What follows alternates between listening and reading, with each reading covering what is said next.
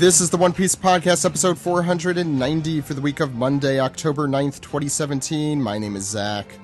And my name is Ed. And on today's show, as usual, very special guest translator for One Piece and Weekly Shonen Jump, we have Stephen Paul with us. How's it going, Stephen? Hey, going good. I'm in the part of the state that's not on fire. Woo! I was going to ask, so I'm glad you were not on fire. Mm-hmm. Keep it It's up. because there's nothing to burn down there. Yeah, I mean, I'm right next to the freeway, so, at least one side is safe. We also have YouTube sensation Roger's Base is with us. How's it going, Roger? I am also not in the fire. The fire's more around like the Anaheim area, so I've been just relaxing in Glendale, streaming, watching some Black Clover. I literally just finished the live stream right before we started recording, so I've just been having a very busy first day today of the week. Guys, maybe the key to not being on fire is being a One Piece fan. Just maybe, saying. could be. There's some correlation there, and you know what that means. We also have Eisner Award-nominated author of Merman, Joey Weiser's with us. How's it going, Joey? Hey, pretty good. Had a pretty busy couple of weeks the last few weeks, and now the dust has settled. I'm back from my conventions and stuff, and I can just hunker down and work on my book and talk about One Piece. And last but certainly not least, our editor-in-chief, we have Kelly with us. How's it going, Kelly? Pretty good, thanks. Yeah, not a whole lot of interesting stuff, unfortunately. That's okay, because we have stuff to talk about, and Kelly, I'm gonna throw it to you right away. We are hiring at the One Piece Podcast, but we have received so many submissions that we have had to close the book on that, at least, and we will hopefully be choosing some people to bring on in the coming weeks. I don't know if you have anything to add to that. No, just to thank everyone for their submissions. It was really great to see that much interest. And one way or another, you will most likely hear back from me via email, whether it's a yes or a no. So expect that in the next week or so. I think reporters will get told first, and then we got an overwhelming number of editor requests. So the editor will be chosen afterward. Yeah, and it was exponentially more than I think we've received in the past, so that's cool. Yeah, very cool. Yeah, glad to have some new people aboard in the near future. I also want to mention we have a panel at Anime NYC, and it has been announced the time and when it will be, but I don't know if those are set in stone yet, so I'm going to hold off on announcing that. But I will at least hint you should be there for the early part of the convention on maybe November 17th, maybe sometime in the evening. Anyway, Anime NYC is a convention that Crunchyroll is putting on for the first year. It's at the Javits Center. But unlike New York Comic Con, which happened this past weekend, there probably will be some room to walk there. I can't guarantee that since it's a first-year con, but maybe a little bit. That's November 17th through 19th. We're doing our 20 Years of One Piece panel, but it will be different than our previous 20 Years of One Piece panel. And that's about as far as I could go into detail with that. But, Kelly, you're going to be either there or bringing some stuff. That's correct. People. Probably both. Even better. And we might also have other special guests. Maybe Roger. We'll find out. Who knows? And who knows? Who knows? No one really does. And last but not least, Kelly, you have some stuff to talk about when it comes to the One Piece Kyoto event, which is happening or just happened this past weekend. It's actually still going on. So it's about 16 days from the 7th of October till the 22nd. And they've done a collaboration with the city of Kyoto, and it's basically a Wano-themed event, although the Wano stories that they're telling are not directly tied to the story arc whenever we get to it. And there's a bunch of events going on throughout the city. There's a stamp rally with about, I think, 7 or 8 different locations that you can go to around the city. Yeah, I saw Greg participated in Yep, that. I think he did the whole thing if I saw his most recent tweet. And it gives you a chance to see both restaurants and different cultural spots throughout the city of Kyoto. And they're doing a huge wanted poster bounty event at City Hall.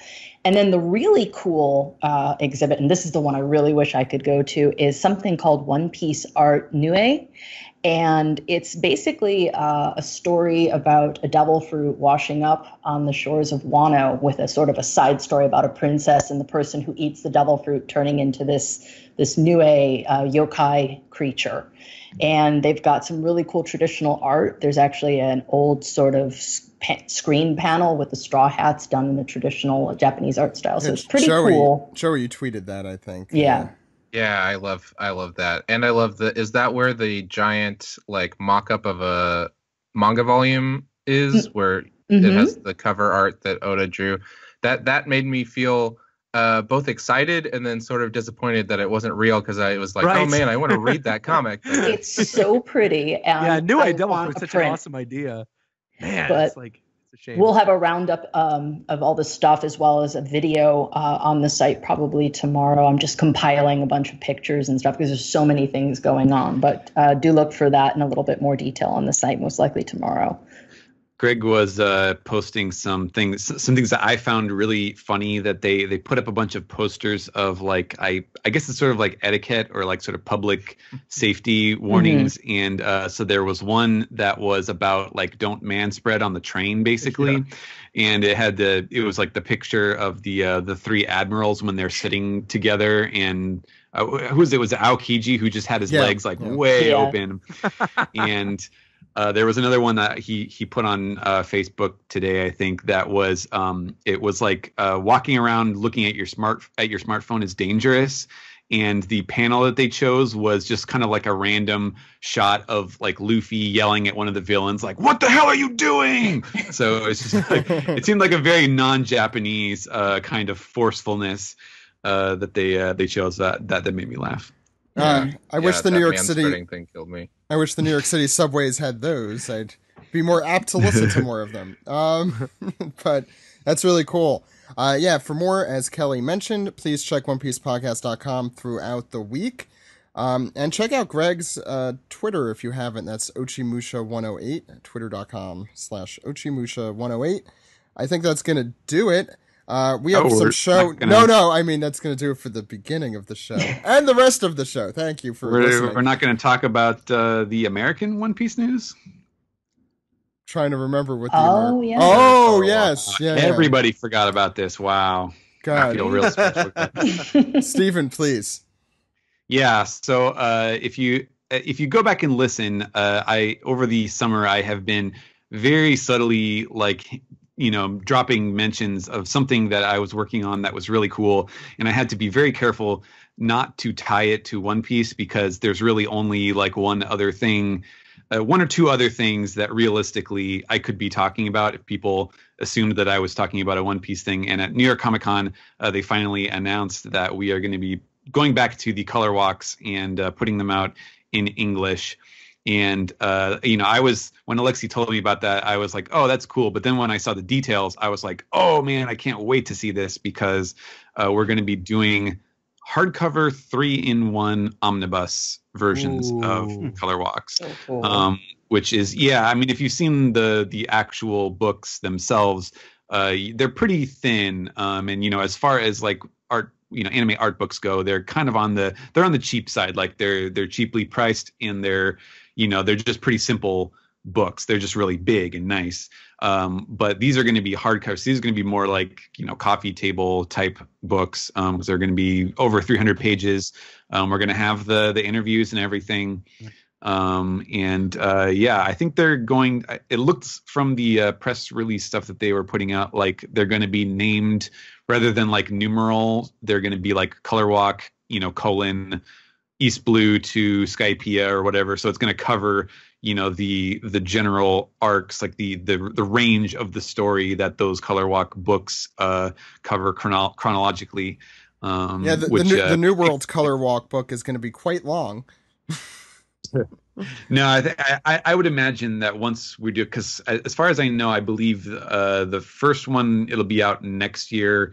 And then I think the second one, 4 through 6, will probably be the year after that. Or it's not going to be bang, bang, because, once we put out 2 of them, then that's it. There's only 7 out in Japan. So, hopefully by the time we've put the first 2 out, there will have been more color walks in Japan, and we'll be able to continue with the third one. But we'll just have to see. I mean, this is obviously they stopped publishing color walks for many years. Color Walk 2 was the first bit of One Piece stuff that I ever worked on before I started working on the series itself.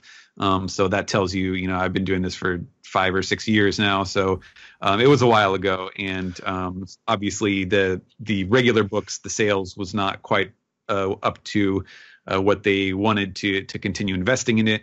But now they've got a new strategy. We're going to try it again, and hopefully it turns out really cool. Yeah, these sound like they're going to be really nice. I'm excited. Yeah. I mean, you talked. I just like a kind of off topic, but somewhat on topic thing. Viz Manga apparently is like doing as much sales as DC and Marvel combined in the comic market. I saw something along those lines this week. Yeah. Which is insane. And One Piece is, I think, one of the better selling ones of selling manga from Viz. I would say it's consistent. At the very least, it's one of the consistent releases. I think what they really get is like the Pokemon stuff. They have a lot of kids like tie-in publishing stuff that they do as well, which I'm not sure if that counts for that particular category. But even with Naruto ending, I think One Punch Man sold a ton for them, and My Hero Academia probably will continue since it seems like the anime was a real big hit. So I'm looking. Wasn't there the Zelda manga too? That was Yep. Yeah. Pretty well? that. There was. Yep. The only big thing they don't have is what, Attack on Titan? Kind of, yeah, pretty much, I would say. It's Kodansha. Mm-hmm. Yeah. So that I thought that was really cool news too, kind of tangentially related. Viz, I think, kind of owned it in the announcement department at New York Comic Con, because I feel like I didn't hear a lot from anyone else in the anime world this week. There were a few manga announcements that came out today, weirdly enough. But yeah, from a few of the other licensors, Vertical and Kodansha. That's cool too. So why don't we get back to One Piece? This week we will be going through chapter 881, Wave Room. We also have some Piece Together for you. The anime is off this week because Dragon Ball Super had their 1 hour special, which I've heard very good things about. Yeah, I need to sit down and watch that. You could check out the One Piece 1 hour special that we discussed last week. That's at crunchyroll.com/one-piece if you have not. And why don't we get into the show? You guys ready? All right. Yeah. Woo.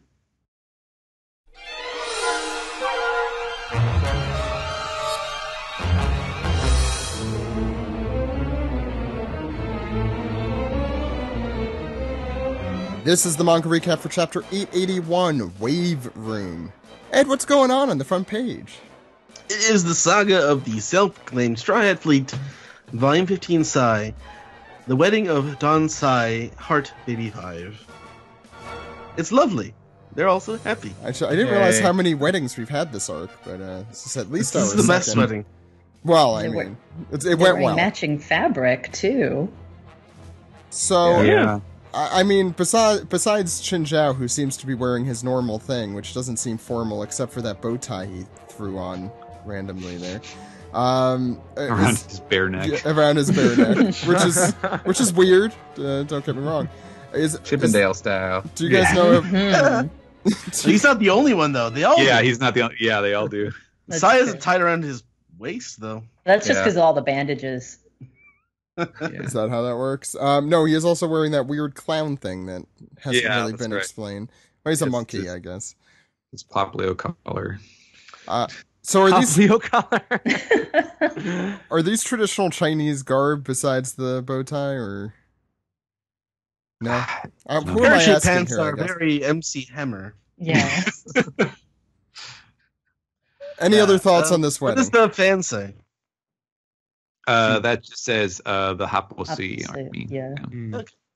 I was just this is the fourth Psy page, right? So that means we're probably going to the next character it- next. Fourth or the fifth? Did they all I have think there's remember. been four. It Four. was No, there four. was This is the the- husband one, the punching one. I think this is the fourth. This is the Yeah, I fourth. think this is the fourth. So- Okay, There, have there been was the five or arrival four? one. Oh gosh, I can't remember. And who's the fourth member of the Grand Fleet? Idio.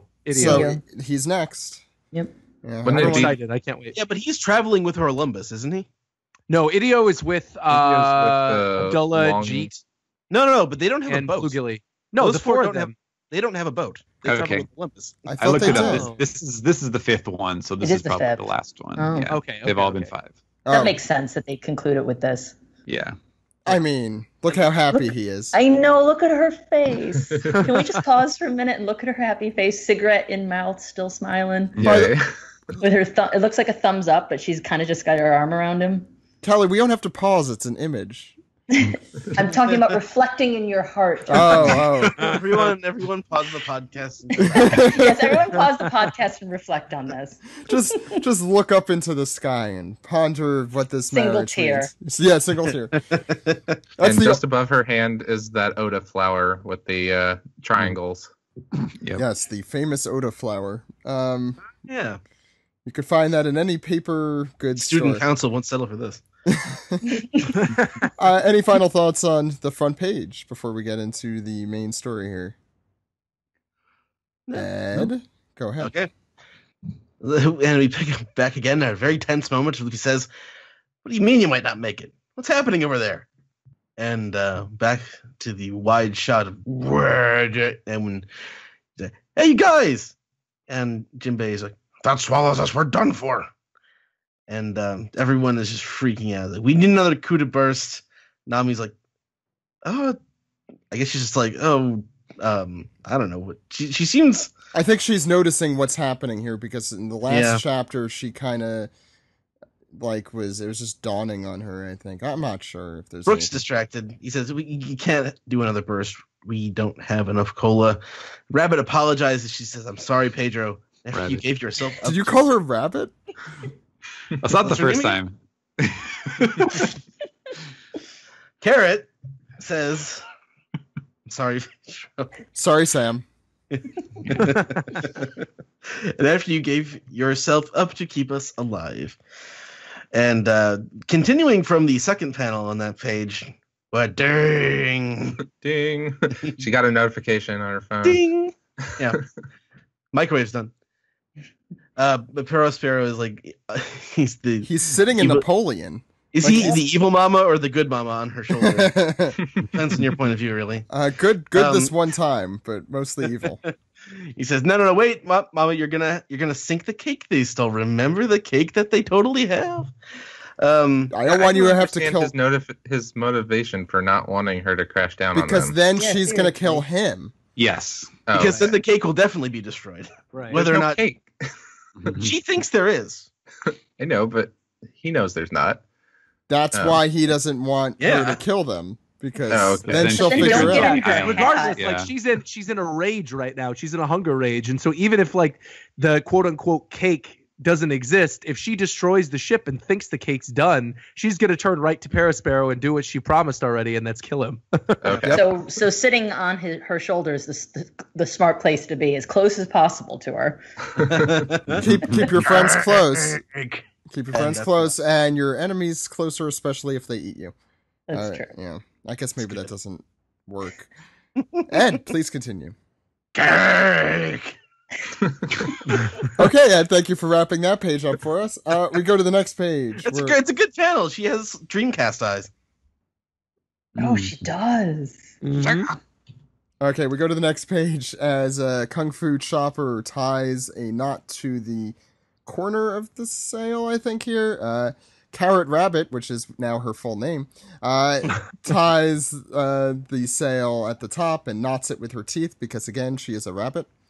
And Brooke, politely at the top of the main sail here saying, "That'll do." Will that do? I guess it's a question. There's no question mark, but anyway. Oh, he finishes the sentence. Jinbei, and with a boing, Jinbei grabs the ropes and says, "It's enough." And I believe this is Brooke has his polite way of speaking. Is that correct there, Stephen? Mm-hmm. This is madness, sir. You cannot control an entire sail alone. And I love the way he says it. Nami, wind. That was not me. Thank you. Good. No, I like Jinbei's just like familiarity here. And Nami's like, there's a strong gust coming from the south. What are you planning to do, Jinbei? And he explains that he is tacking into the wind at high speed. And Nami has a real shock face here, asking, are you joking? Why are you turning us around? And he explains that they're going into the green room because they need to change and get some makeup done. There's cookies there. Yeah. I mean, come Punch on. and pie. There's punch and pie. So they head toward the homie tsunami, which I don't really know what name you'd give a homie tsunami. Poseidon. It's Poseidon. His name is Poseidon. I don't care if it's official or not. His name's Poseidon. There's It an has ancient to be. weapon named Poseidon. Yeah, there's another Poseidon is the problem. You need I know, but his name's Poseidon. That's what I'm calling him. I don't care. Go for it. Anyway, they head into definitely not Poseidon, and says, why are you taking us toward the wave? And Brooke said, I see, the green room must be heaven, which we do know is probably true if they have punch and pie. And Chopper, in an especially grim moment, says, I'll be seeing you soon, Doctor, I believe referring to Hero Look, who is dead. Confirmation here, guys, come on. He died in a flashback. Nami is also saying, it's all over. What does he think? This ship is a surfboard, which is a very, it's an apt way of describing what he's doing. Thank you, Ed.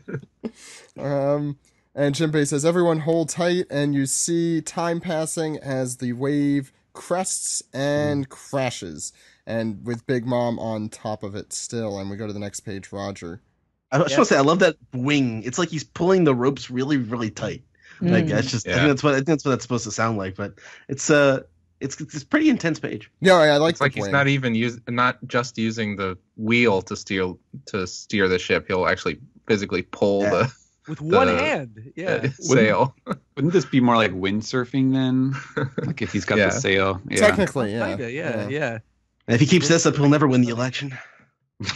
Oh God! Wow, that's a deep cut. Roger. So we have Nami still sort of like cowering because she thinks they're all going to crash, and yet she looks up, and Chopper looks up with tears in his eyes, and they all go, "So this is the afterlife. It's so beautiful." And one of my favorite jokes in the chapter.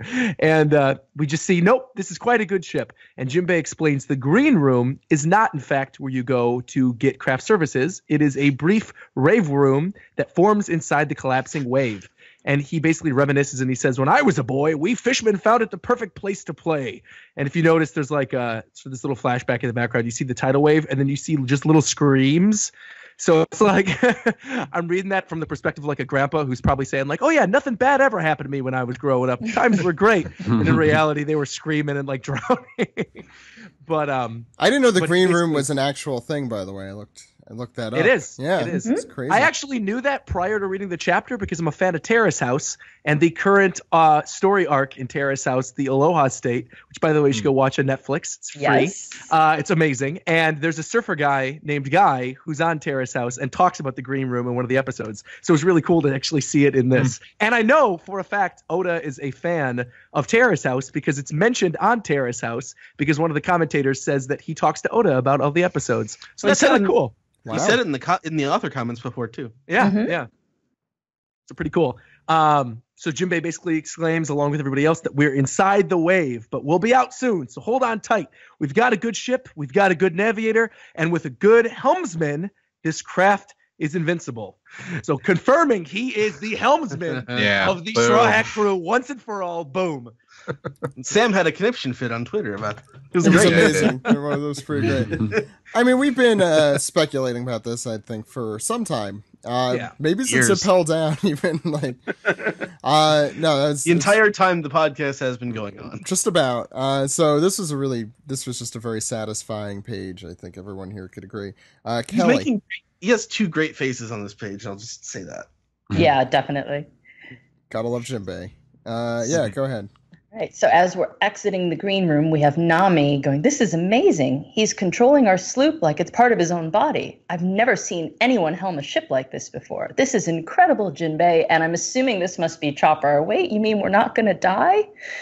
And the wave is crashing down and Mama's still yelling wedding. And everybody thinks that the Straw Hats are done for. And we've got This lovely Perisparrow serves you right, you little nobodies.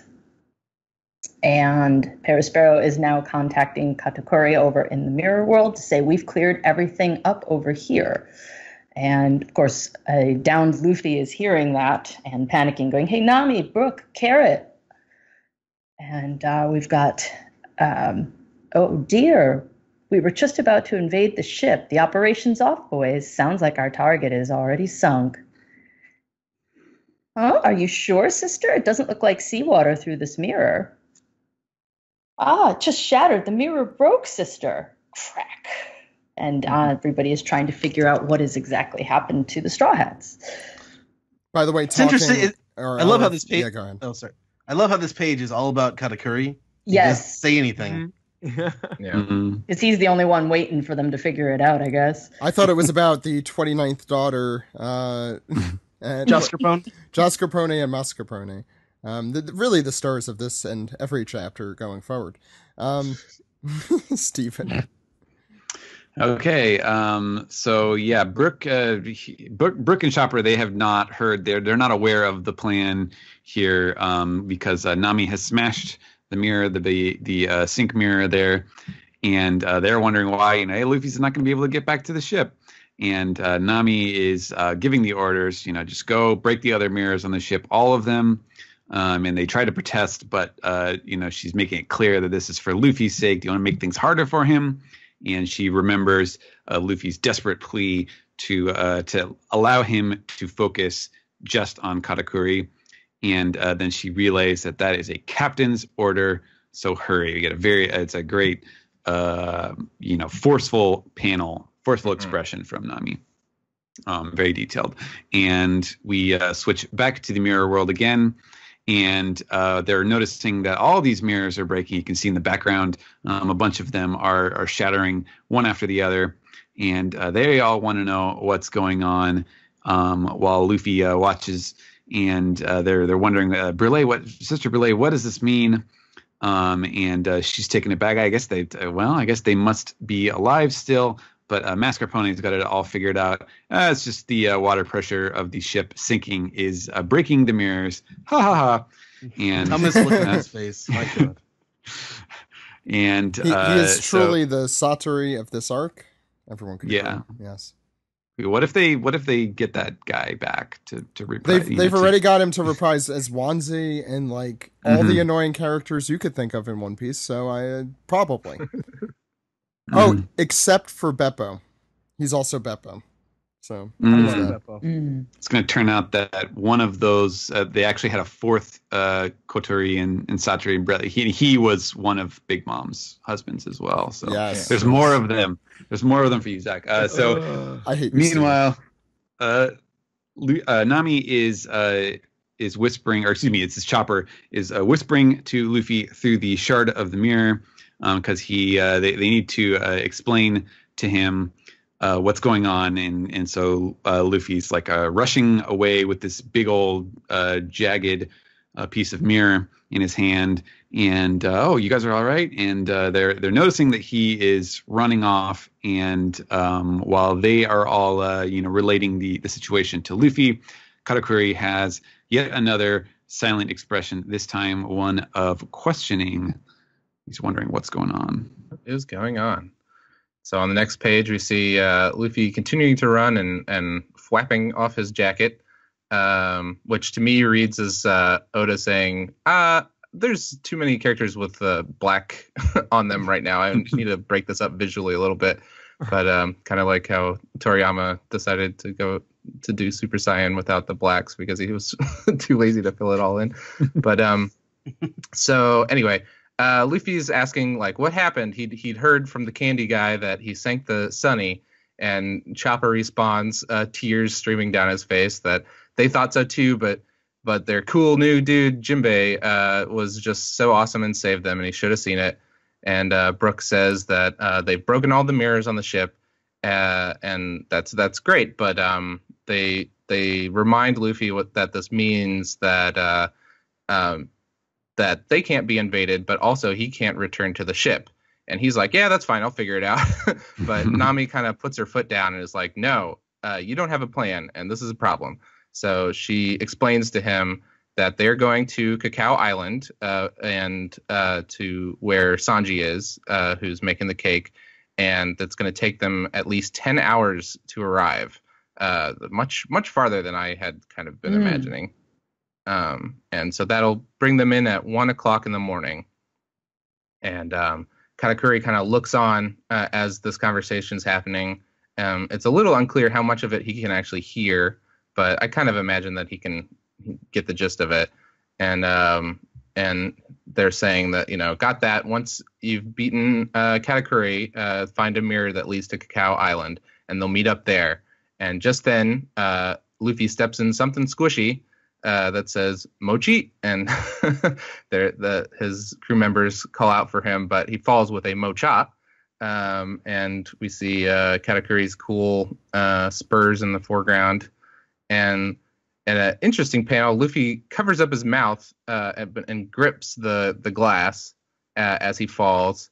And Katakuri gives him a really wicked kick in the stomach, stretching both the Mochi and Luffy, and taking Luffy flying. Can I guess what's happening here? Because I'm not sure. Steven, you tell me. No, I just figured it out. It's that he is covering the glass and his mouth so that the crew neither sees him get hit nor hears him get hit. Oh, is that it? Because I thought it was that piece of Mochi in the top panel flew up and choked him in the mouth or something, because later on... I don't think so. Oh, see, No. I thought... I'm pretty sure I'm We right. all thought it's different things then, because I thought he was putting a shard of glass in his mouth to sort of like hide the mirror thing so he could still talk to Luffy and Nami. I mean, so Luffy could still talk to like Nami and Chopper without the mirror shard breaking and Katakuri accidentally getting rid of it. Because that's his only like real lifeline to Nami and Chopper and the rest of them. And then well, I'll let Steven talk. Yeah, Steven, what? Yeah, he'll explain it. Can you please? Well, yeah, I think Oda may have slightly jumped the gun with that first panel where Luffy is covering his mouth and he has the shard in his other hand out in the open the same way that it was before. However, if we go to the next page, we will see that the mirror, the shard on the other side, on the real world side, cracks, but Luffy now has both hands over his mouth, which is very kind of comically elongated here. Did he which put would the long shard in there? Or- Yes, which would suggest that he has put the cool. long piece of mirror inside his mouth and is now squeezing it shut. That's And- confusing when he already has his mouth covered in the last panel. Yeah. Yeah, I to not to editorialize, but I do not think this was a very well depicted sequence. But Agreed.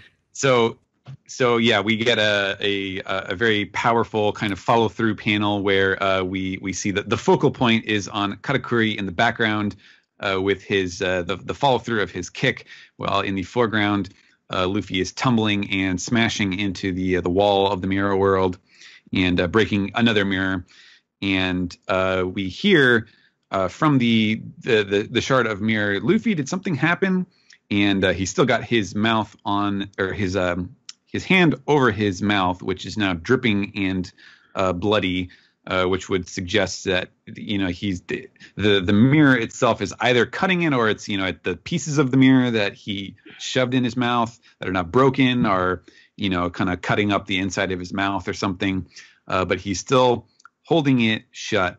And meanwhile, Katakuri has prepared a big attack. He jumps up with kind of looks like one of Luffy's like Gear Third moves, just a big huge ball, dark ball, and like around his ankle, and then he slams it down, and Luffy darts out of the way just in time, and Katakuri reveals that this is called a Willow Mochi, which is Yanagi Mochi is the name of it in Japanese, which is a type of mochi that a lot of mochi typically have the rice cake on the outside, and then there's like red bean paste on the inside.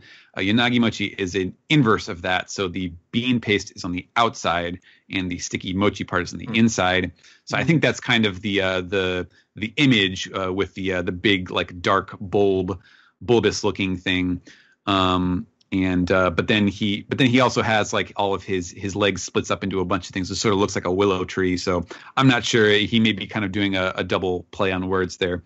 But Luffy is running away, and the sort of spider kick line there is chasing after him with all of the shoes. And it looks like they're hitting him on the back pretty bad, which, as we've seen with the spurs, is another rather painful impact. I get a couple panels of that, and then at the end, it looks like at the end of this kind of sequence of kicks, we just get a shot of Luffy kind of bracing himself against the ground. He's still got his hand over his mouth now, and holding his silence in, as we see from the speech bubble, but clearly in a lot of pain right now. Never have I needed Stephen commentary on a page more. Roger, finish us off. Yeah, so we move to the final page, and Luffy is sort of still in that position he was at the end of the last page on the ground, but he's coughing out those mirror shards that were in his mouth, and you could see sort of like blood scattered within it. Katakuri's winding back his leg for another attack, and Luffy's staring intently at the shards, and then smiles. You see a C. Easily. Yeah, that's what I was going to say. That's what I was. Like I was going to call it his ace face. Yeah. But he smiles, and I don't know how to interpret it. I took it as he's smiling that the shards are still there and he's able to talk through them. But maybe you guys have a different idea. I thought it was him kind of putting on a fake smiling face for them. Yeah, it's a reassurance. It's a corazon is what we here on the podcast would call that. I love you. Yeah, exactly. So he says, come back soon, you guys. This will be over quick, and I'm going to get bored just waiting around. And so Nami and Chopper are smiling, and they see the voice still coming from the little bit of the mirror shards. And Brooke and Nami and Chopper and Carrot are all going, yeah, all right, see you soon. But Jinbei clearly knows something else is going on, and he's just standing there silently. Luffy slams his fist down into the ground, breaks the other mirror shards, and he's really just huffing and puffing. And then you see, in one of easily the coolest moments of Katakuri's existence so far, he says, I don't intend to die here. You say, shall I take that to be your last will and testament? Like basically already predicting that was what he was going to say. And then Luffy says, I don't intend to die here. Doom. One Piece will be on break. A big JoJo's moment. And as we know, Katakuri always sees 2 panels ahead. Like I say, every chapter, and here indeed, he sees 2 panels ahead. So that's chapter 881. Why don't we go around the horn? Thoughts, opinions, all that. Kelly, what did you think?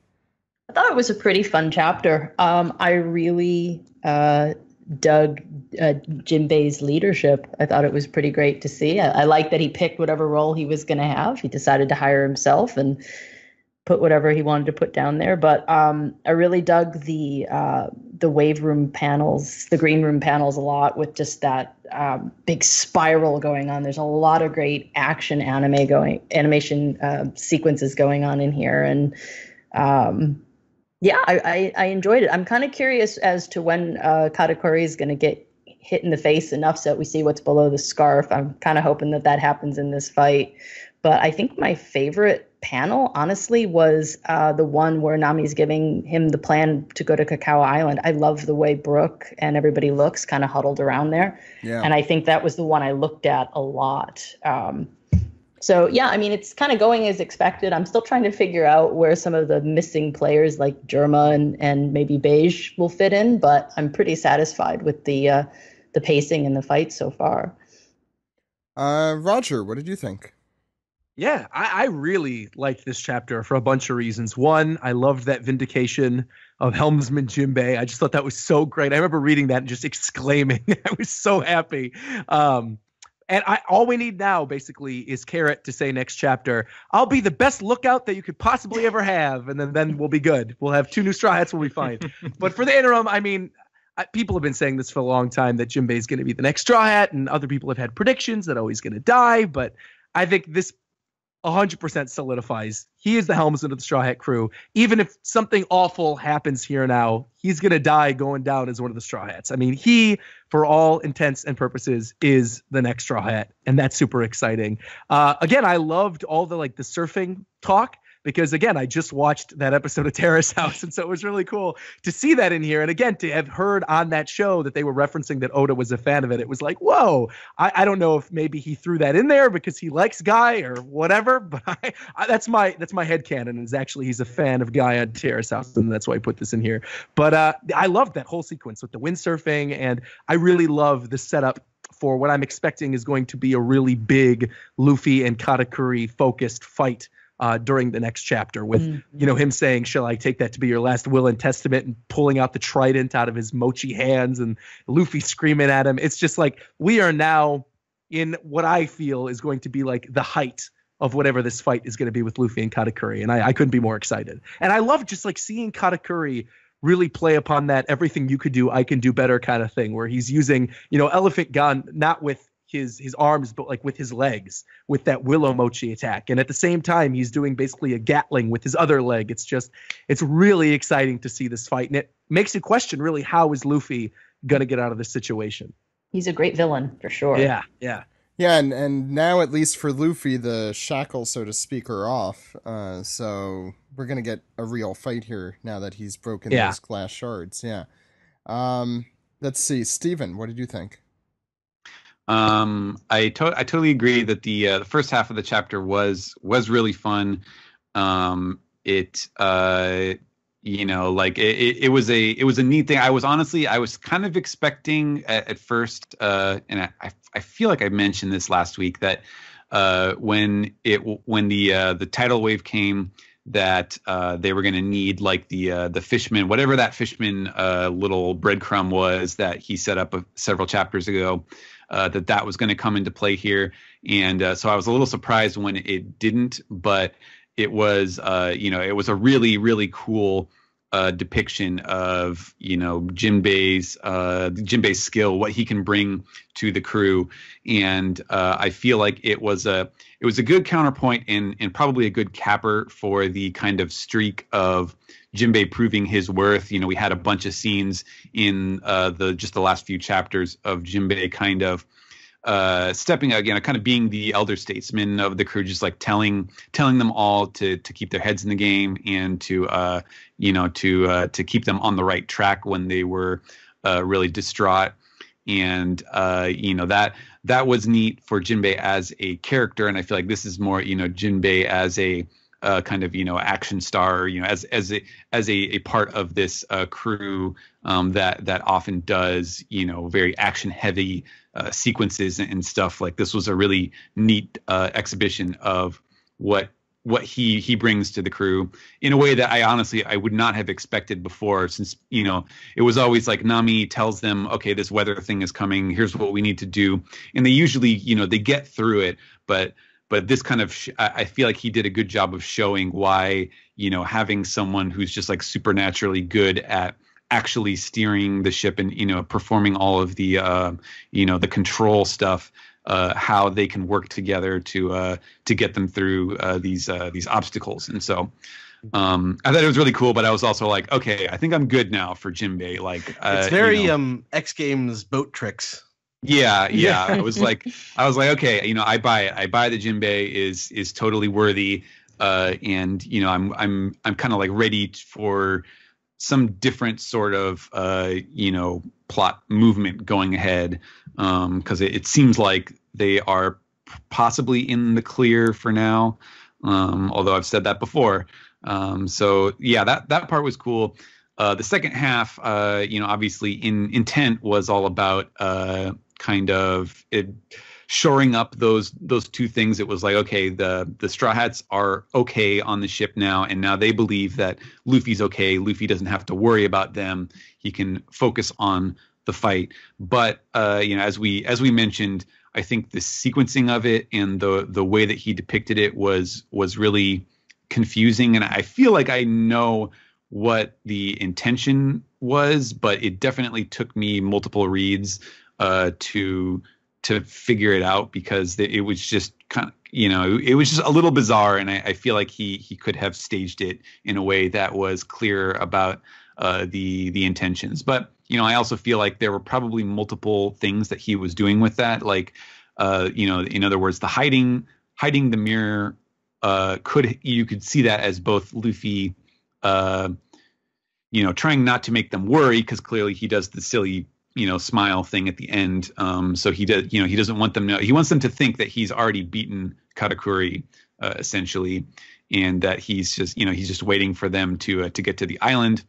But at the same time, you could also see it as, there was the previous scene where all the brothers and sisters are confused about the ship, and I guess we sank it, and by sort of disposing of the evidence in that way, he also kind of hid it from the rest of the crew, or the rest of the Big Mom pirates, the Charlotte family. So I think it did multiple things, but it could have been done a little smoother. I think it's not a bad. I think it's a good, like, non cliffhanger to go into a break on, because it's more like just setting up that we're going to have a big fight. And Luffy's going to figure out some way to beat Katakuri, because that's how this stuff goes. But now we're kind of ready and expecting it. So yeah, cool. Thank you, Stephen. Joey. Yeah, I like this chapter a lot. Obviously, I think from kind of a macro perspective, the big takeaway is Jinbei declaring himself the helmsman, and that big triumphant moment. It felt super great to read that line where he says, we've got a good ship and a good navigator and a good helmsman is great, because he's like not saying me the helmsman, but that's what he means, and also, like Stephen was saying, it kind of also incorporates how well he works with the other members of the crew, not just on his own. And I just love that sequence. I love the calm before that, where they're just waking up, and I like to kind of like imagine this sort of beautiful green shade over everything as they're looking up. That's super great. And then it was definitely confusing what was going on with Luffy and the Shard of Glass. But once I sort of like assumed that I had figured it out in reading it, that he had put the glass in his mouth, man, it just really like makes me shiver. Like, just imagining shards of glass in your mouth as you're squeezing it, like it's horrible. Like that's way rougher than, a guy punched Luffy a bunch of times. So that was real rough. And, every once in a while, Oda really like pushes things like that. And as far as favorite panels, as I'm scrolling through this, I just really love that panel where Katakuri is kicking Luffy. That's one of those great that right before, as he's shoving the glass in his mouth, and he's still kind of stuck in the mochi floor, because it's one of those great moments that you kind of imagine in a movie where it hits the slow-mo or even kind of pauses on that moment.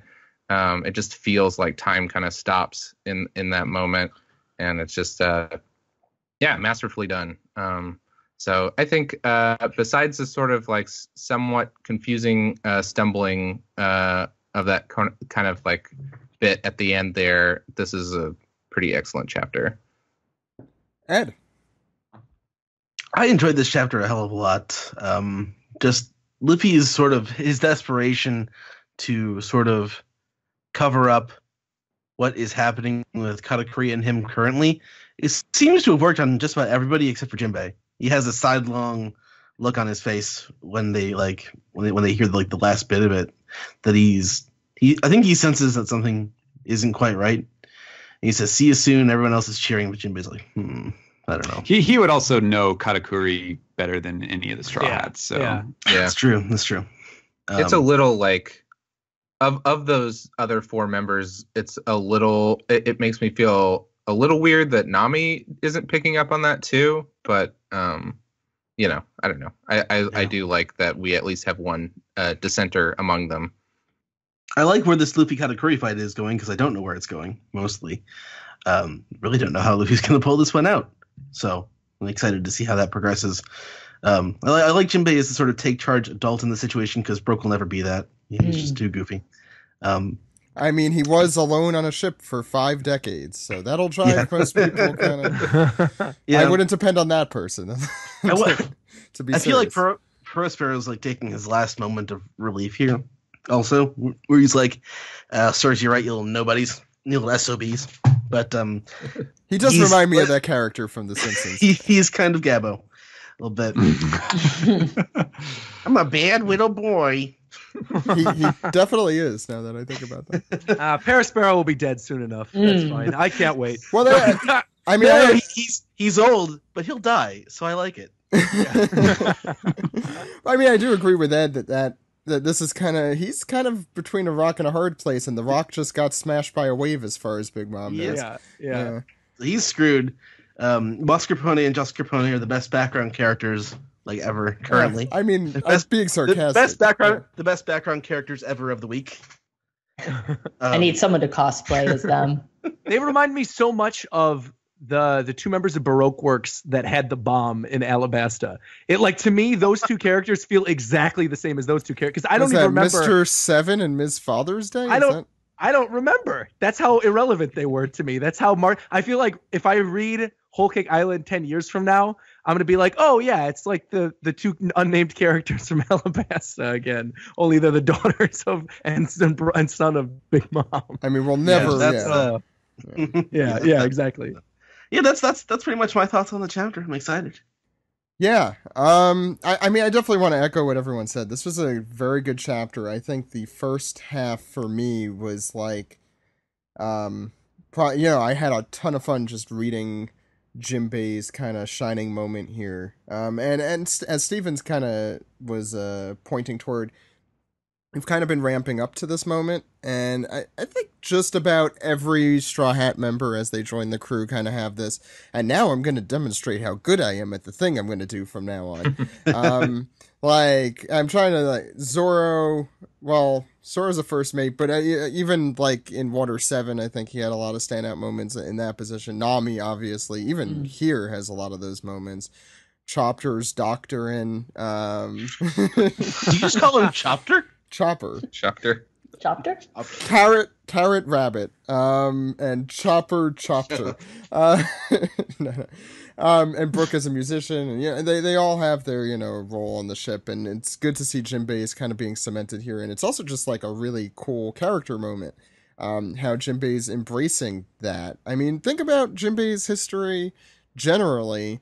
He's kind of the first, I'd say he's one of the first members of the Straw Hats to join who really has a history that precedes him, that the rest of the world would you be like, oh wow, they have him on this ship? He's a former Seven Warlord, captain of the Sun Pirates and all of that. So it's just I think it's really cool how he's reveling in this moment in his life, considering he's an older guy, I think, at this point. So that's cool to see. And I do like the callback to Hero Luke, as brief as that was. Just kind of as a longtime reader, I guess that's a type of fan service. Grim fan service. Yeah, but it's the kind of thing that makes you feel like the characters are full people with histories. Yeah, I like that. Yeah. And we don't see that kind of thing that much, offhand remarks like that, especially when it's that grim. I agree with everything that's been said about that whole mirror shard scene. Obviously, I was extremely confused and had no idea what was happening, but that's why we do this podcast. The main reason we do this podcast is to explain to me what's going on in the chapter. Now, it's the only thing the Luffy putting on a brave face thing seems kind of odd. For his crew. I mean, I'm thinking back to the end of Ennius Lobby, and he didn't really have a brave face on there. Usopp, had to pump him up. It doesn't seem like a true to kind of character interaction type of moment for Luffy. And they wouldn't believe it's more that. thoughtful Exactly. than you would. No, Yeah. not even that, but I feel like he wouldn't, I guess thoughtful, because I don't think he would think that he would need to do that. It seems odd, but Right. maybe I might be wrong on that too. That's just my... Unless he's doing it to try to trick Katakuri in some way that we don't know yet. Well, But I can't fathom. That's some three-dimensional chess he's playing there, if that's the case. Well, if Katakuri can predict everything, I could see him maybe doing some weird thing that seems out of character. Yeah, so but he could can't only predict the future. He could only predict 2 panels ahead. So in that panel where he's fixing his kick or whatever you want to call that, swooping his Yeah, kick. yeah. That's when he's seeing Luffy making the weird face. So he The would've weird said face. something. Yeah, that is why It's he has throwing that him off. the ellipses right there. He's like, what is happening there? Anyway, that's gonna do for our manga recap. Any final thoughts? Sounds like a no. Why don't we do some piece together? All right. Right after this.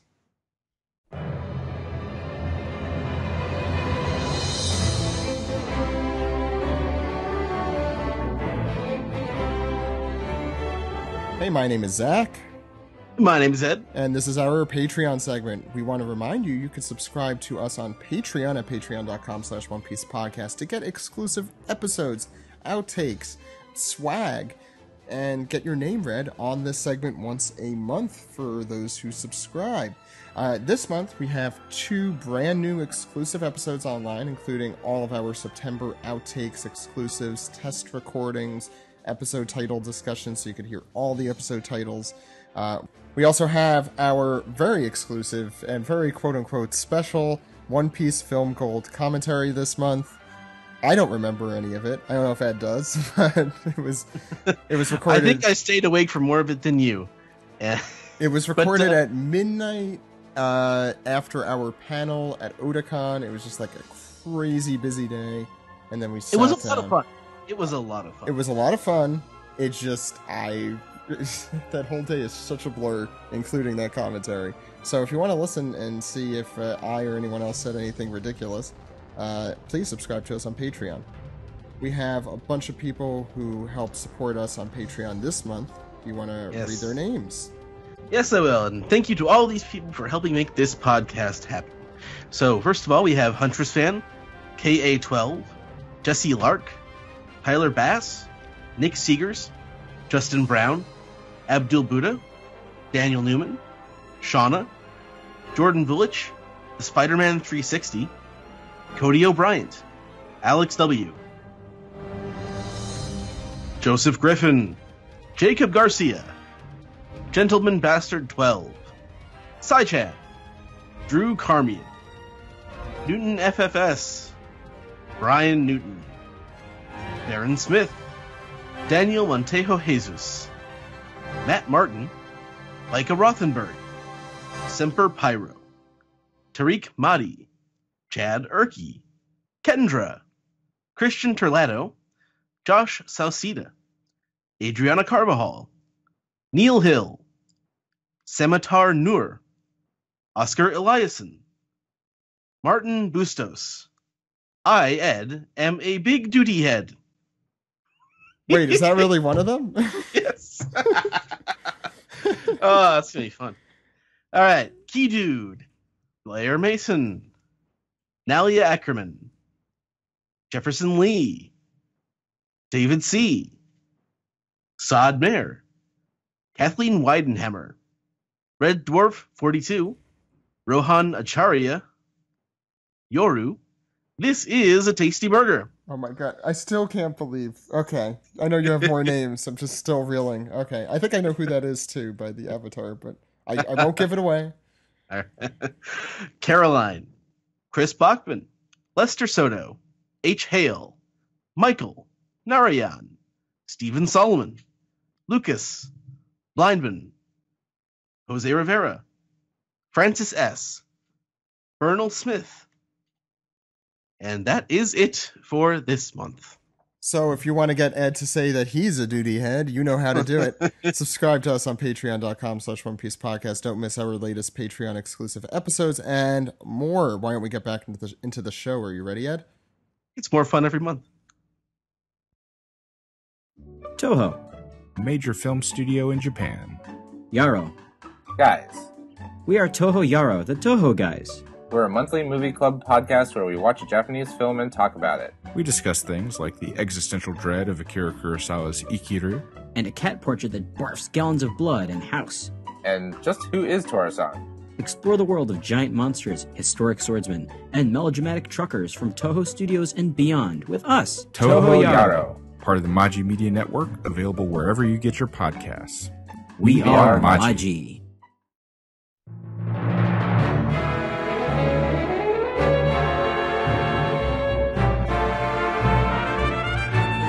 From the Mirror World, this is the Piece Together segment, where everything is, a little bit different, but we still have questions, comments, and theories. Why don't we get started with our first segment, Ed? This piece. This piece, you could contribute on Discord if you are a Patreon member. So join us on patreon.com/OnePiecePodcast and then go to our Discord channel. First one comes from Morgul, who says, "Who's cuter, Chopper or Lycopene?" Is that how you pronounce his name? Oh, is that the Sanrio? Yeah, the tomato poodle thing. The tomato poodle. I have not read it yet. With some I haven't disturbing seen Chopper's political butthole knowledge. as much as I've seen Lycopene, so... Wow. I mean, that's a plus in the Lycopene column as far as I'm concerned. As to cuteness? Legitimate question. Yeah. I'll give it to the mascot character. I'm going to give it to Chopper. Yes, exactly, Stephen. Straw Hat Pirate 9 has a question, or comment at least.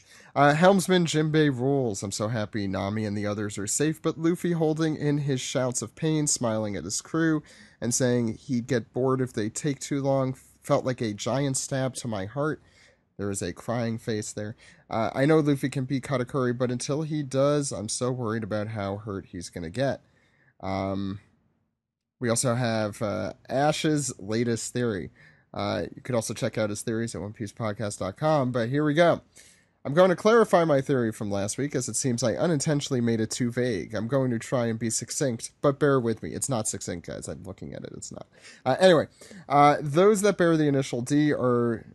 Oh, now, I have to remember what we talked about last week. So wait, let me see. The Nephilium were, I think, Christian theological giants, that he was referring to. The Winged Race are space colonists that came to the One Piece world to strip mine, I guess, the moon for resources, and the Moonanites, which I do like that's what we call them, are their invasionary force. Plans changed and they fell, quote-unquote, to the One Piece world and integrated with humans and became known as the D's, or the Descendants.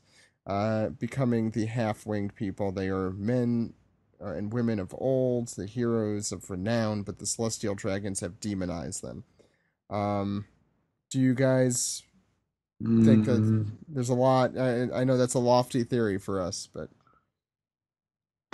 I think the more that a theory involves like completely overriding your understanding of the world that's been established, like the less satisfying it is. Like, so in other words, if it turns out that there's this huge backstory about like, extraterrestrial space races that came here, and that there's multiple groups that were, going on the moon and then coming down onto Earth and stuff, and like, it's so far removed from what we know about One Piece at the start. I mean, it could work depending on how Oda ties it all together, but it seems like one of those things that is in danger of kind of violating the like the Osamu Tezuka storytelling graph, where it's like it's all a big tree with a giant trunk in the middle,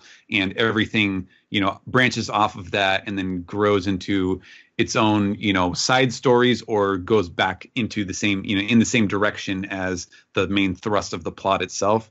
And that sounds it sounds wild, and it's like if you're able to find some kind of mysterious sort of like Indiana Jones style ancient mystery in that, like that's always cool, and that's fun to speculate about.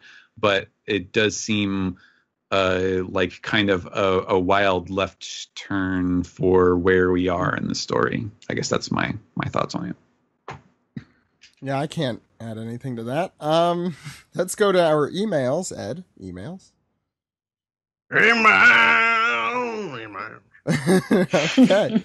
Let's start with Shift from AP Forums has a question. What do you think of Carrot's chances for joining the crew officially? Personally, I think things are starting to point that way based on a few details. I'll kind of skim through these. The first one is that Pedro, in chapter 877, Pedro told Carrot to help the Straw Hats bring the new dawn. In 878, Luffy calls Carrot by name, which he doesn't do with Traffy or Bartolomeo. Although I guess technically they're part of a crew related to his.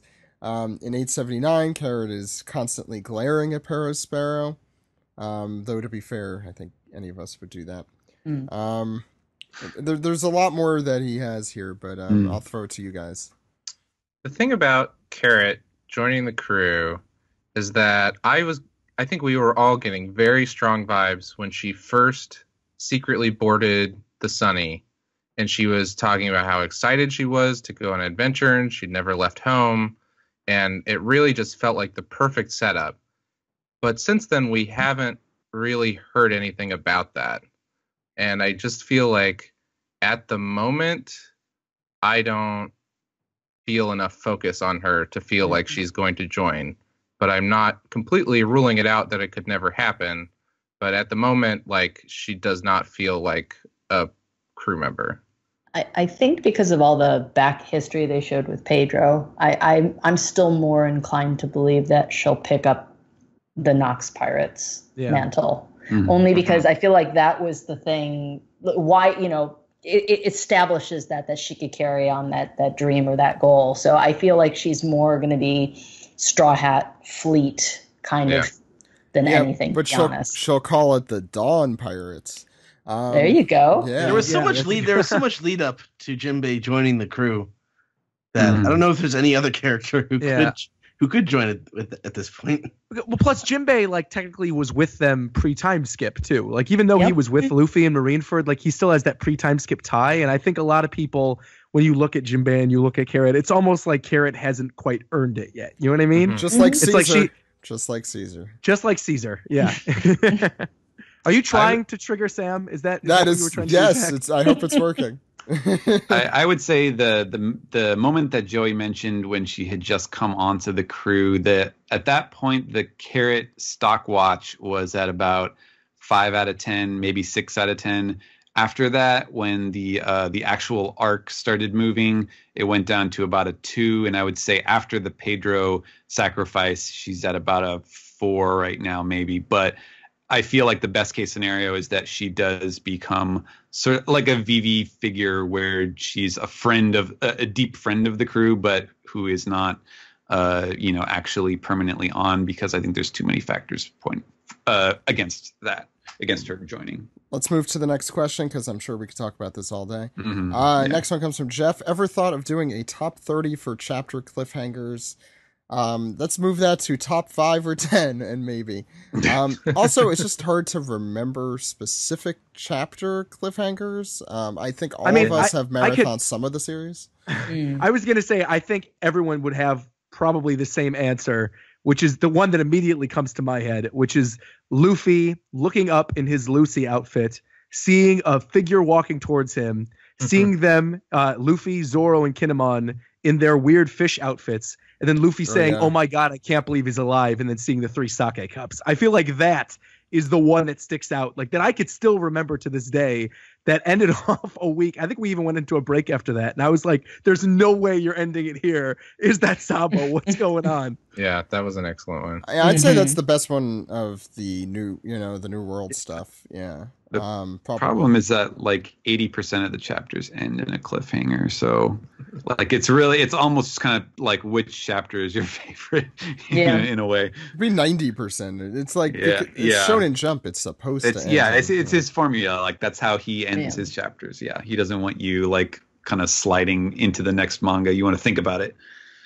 That was the Zoe chapter where Nami finally reunites with the rest of the crew, and she's like, Sanji is ... and then you're like, ah. Yeah. He also said that you missed that there was a big wave near the end of Water 7. I thought we talked about that, but when they cut through it. Seems like there were too many times this cliche has happened, but I will allow it. This is a pirate story after all. And he says, lastly, I was at Halloween Horror Nights in Universal Studios Hollywood recently and had a blast. Would you go through a Thriller Bark themed horror maze? And what would your screams sound like? There's nothing about Thriller Bark that's really horrifying, though. It's fun. The tower, actually, Brooke's little haunted house is pretty much Thriller Bark themed. in nice. the Tokyo One Piece Tower. Oh. There you go. Hmm. So But what would our it's, screams sound like, though? it's pretty great. You get Cindy throwing plates, and Perona shows up, and then at the end you throw some salt into a zombie's mouth. That sounds awesome. It's pretty cute, but it's like the funny thing was I was expecting the zombie to move, so of course I dropped the fake ball of salt because I was waiting. I was like, "This is where it's going to get scary, you guys. This is the moment because I got to touch something." No, nothing, completely static. So I just screwed the thing up for no reason. Aw. Our screams would be laced with laughter.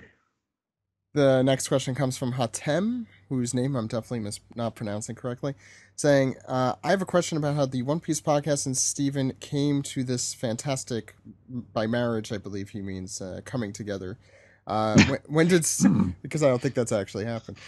Steven, when did Steven first appear on the podcast? It was at the Steven cast, I know was the name of the episode. That was episode was like a 112 or something like that. It was a while ago. Yeah, I'll look that up, but do you want to talk a little bit That about it's been a long time since you talked about it. 112.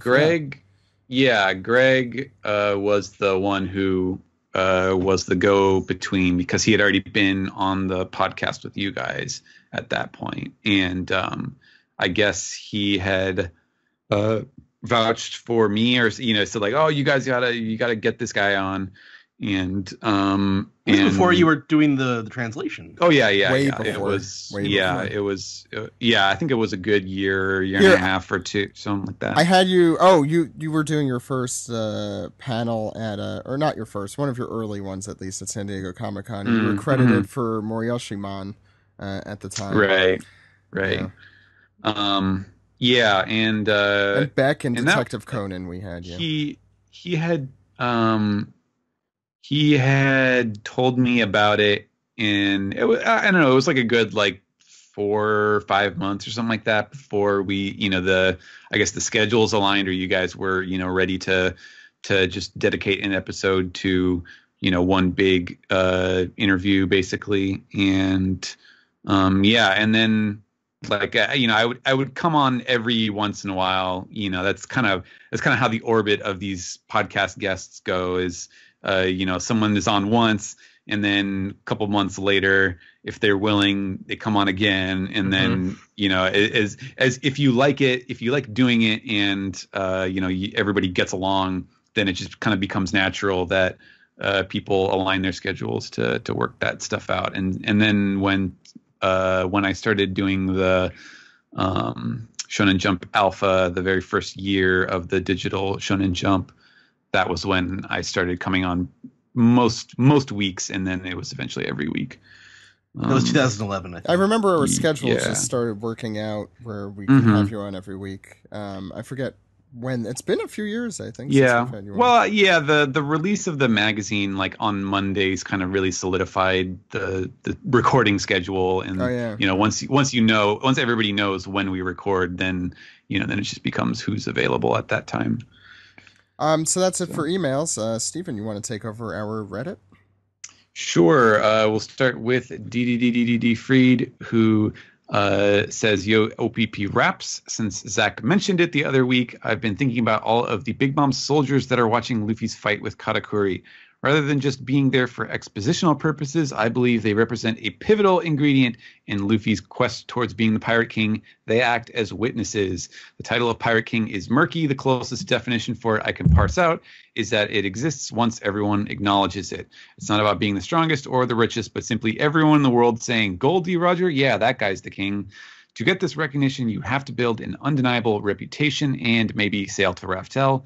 That's why you need people from all walks of life to witness and acknowledge you. Citizens, government officials, pirates, kings, prisoners, soldiers, people who live in the sky and sea, even homies. All of Luffy's greatest achievements have had witnesses. That's why his name rings out as far as it does. If and when Luffy defeats Katakuri, there must be people there to see it and help elevate his reputation further towards Pirate King. I think that's true, but at the moment they're kind of isolated. Like Luffy ran farther away. Yeah, I mean, I feel like the message that is stated here is very true, and is lines up with how Oda depicts Luffy's achievements in terms of like saving countries and having lots of people who know him as a hero. I'm not sure if this particular situation necessarily lines up with it that much, but I'm also like at this point, I'm also like not entirely sure that this fight is entirely going to take place in the mirror world. Like, I just don't know where Oda is going to take this. All I'm pretty sure about is that Luffy is going to win one way or another. Next question is from Yeoman Axel, who speculates that Sanji's Diablo Jump is his Vinsmoke power, like a blazing yellow type thing. The obvious counter argument is that because of Sora, Sanji shouldn't have any abilities, and Diablo is just his haki. While it's true that genetic enhancements were neutralized due to Sora's interference, meaning the exoskeleton and super strength stuff, I think his latent haki allows him to bypass that in order to access Diablo Jamba. So rather than his fire being just haki, it's the enhancement empowered by haki. That's a bit of a complicated way to explain that, but It's the heat of his burning spirit. That's what I say. It's the heat of the moment. I like that just being I like his Diablo Jump just being Sanji's power up that he learned over the 2 years. Yeah, rather than it being sort of like a retcon version of, dependent on this backstory that we just found out. It's definitely more impressive. Yeah, and I like it as a sort of meta idea where you're saying like if he had been a member of the Vinsmokes, this would be his power as a like story element, but not like actually because of genetics and et cetera, et cetera. Yeah. That's my how I feel about it. Chris Lafer is a new listener who just started listening 2 months ago, and after listening to some older episodes, I heard about OPP Goes to Japan. For some reason, I cannot watch it. Tried both my phone and my computer, and the site does not work. Did it get taken down, or am I in the wrong region to watch? No, we will get it up. It's my fault. That's it. Jose tweeted it over the weekend. I'm not sure if it's still up. It was up for 24 hours for the celebration of it being 3 years old. So we'll have it up soon. It's a lot of back end stuff. I just have to solve. Yeah. Yeah. A little tricky. Yeah. Okay. So there's the answer for that. Samuel 1698 wants to know, what do you think the best possible power-ups are for Zoro and Sanji?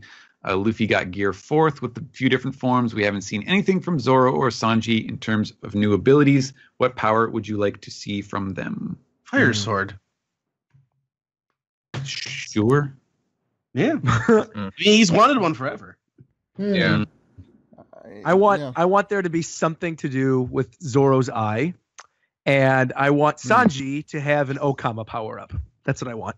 That'd be nice. I like both of those. Yeah. Yeah. I mean, I think we haven't seen them just because they haven't had a chance. Like, it's been forever since Zoro's fight with Pika, and even then he was like, I could do this with my right with one eye closed.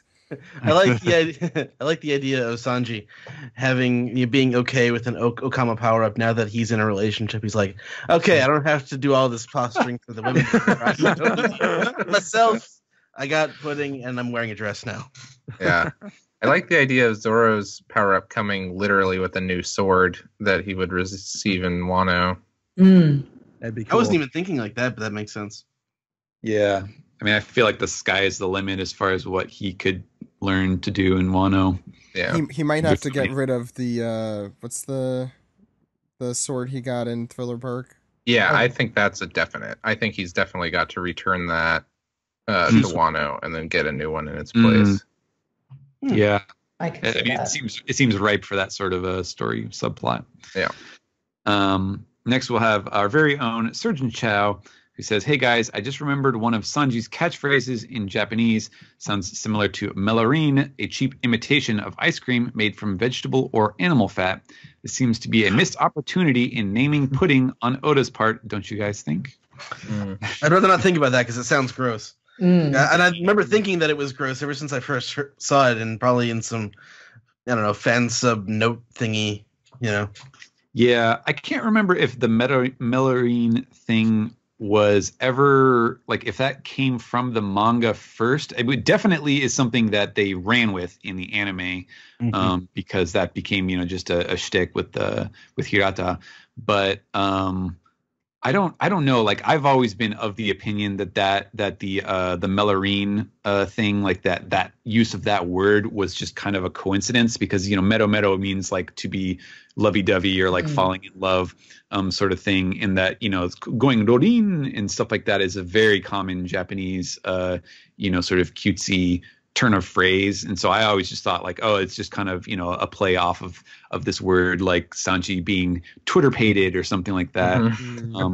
And I was kind of surprised when it turned out that some translator, I think that may have been a Kaizoku fan subs thing that they taken it and turned it in and made that reference direct. So I don't know. Sealed 3 wants to know, do you think some One Piece characters' abilities affect some of their in air quotes urges? Like, does Polly have a bondage fetish because he's good with rope?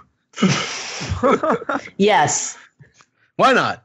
If you've thought it, it's true for you. Yeah, there you go. This is TGIF.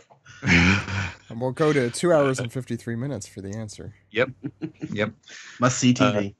Ulairi23 says, "Hey OPP and greetings to the illustrious Mr. One Piece." He doesn't do this segment. This is my segment. So. I'm trying to kiss up to him. Throughout One Piece's history, we've seen Oda tackle some pretty deep subjects, sometimes taking center stage, such as Fishman Island and Skypia. However, with the series on a seemingly clear trajectory, is it likely that we'll get any of that storytelling at the forefront again? I think definitely we will. Yeah, especially with the the super rich people that own everything. Dragons? Yeah, the Celestial Dragons. I think Wano is going to have a lot of interesting Japanese political issues that Oda probably feels strongly about and could subtly include in the story. So, like pacifism even, because that's been something hotly debated in Japan recently. So it would be interesting to see. Yeah, I mean, he always, he always finds themes to use either directly or kind of in the sub theme of a plot, and I don't see that changing, even if we're getting closer to the ending. And the reverie is a perfect opportunity as well. Yeah. Gunther C. Perk 97. Why would Big Mom let Sanji go after eating his cake? It would be like killing the goose that laid the golden egg. If anything, she'll want him to stay at Whole Cake Island even more. Keep up the good work. Yeah, Struzen's got some competition. Maybe if she thinks it comes from pudding.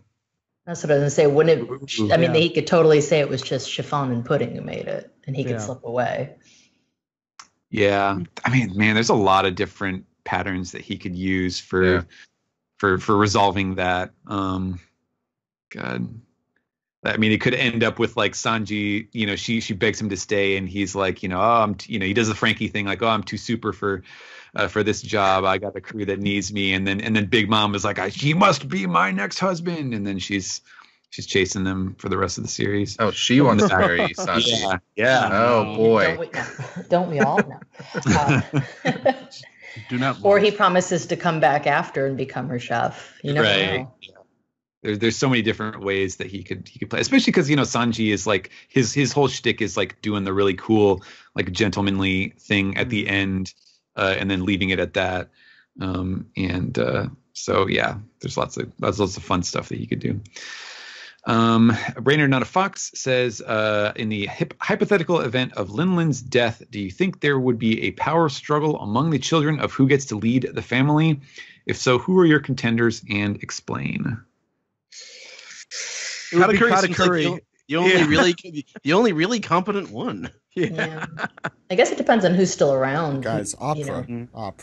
Oh, it has to be Opera. Yeah. I think Smoothie. I don't know. She hasn't done much. Montour is like kind of, She looks smart.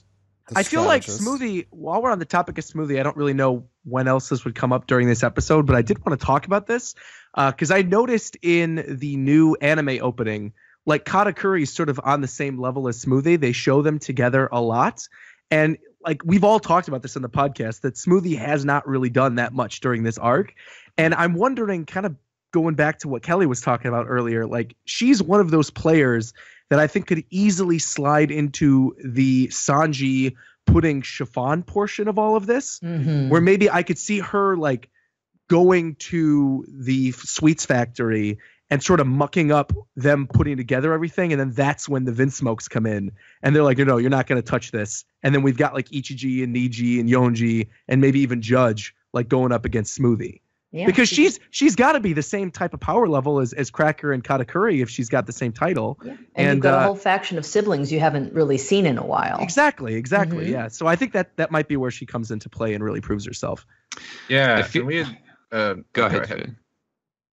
We had sort of briefly touched on this during the recap, but like I would have said as of last chapter, like things are moving too fast. Everyone who was left behind was just left behind. But like now that we have this 10-hour window, it seems like reshuffling of characters could definitely happen.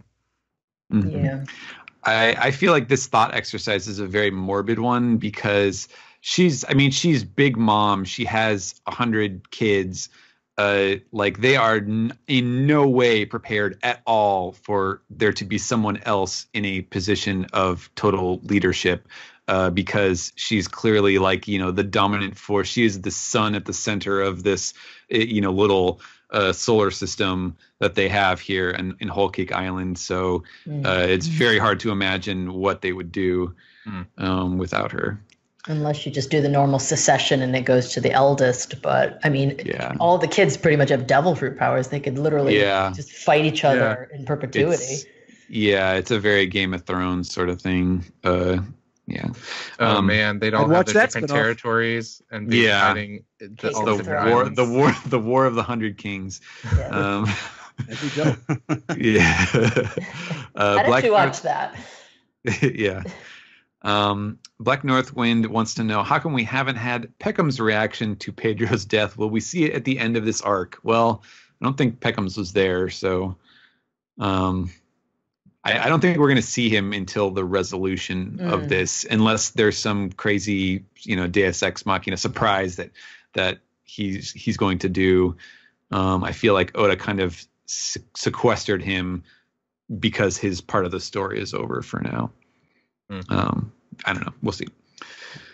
Niver says, when they translate the American live-action TV series into Japanese, do you think they should localize and translate as best they can while remaining faithful to the original source material, or do you think they should not bastardize the American language and leave words like friend, crew member, and warlord untranslated, since those words are sacred and have deep meanings, and there are no words in the Japanese language to translate them into? This guy gets it. Yes. He gets it. Yeah. I like this guy.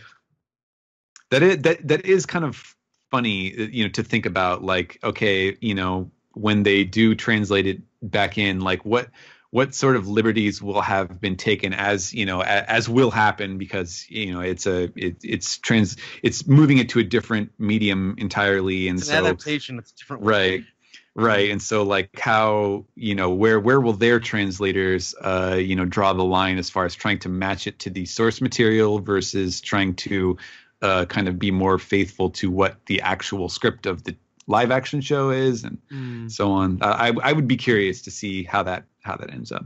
I will say though, I will still defend this to the death. Like, obviously I am not on Team Nakama at all. Like, of course, just say friend. But I do really love the sound of Yonko and Shichibukai.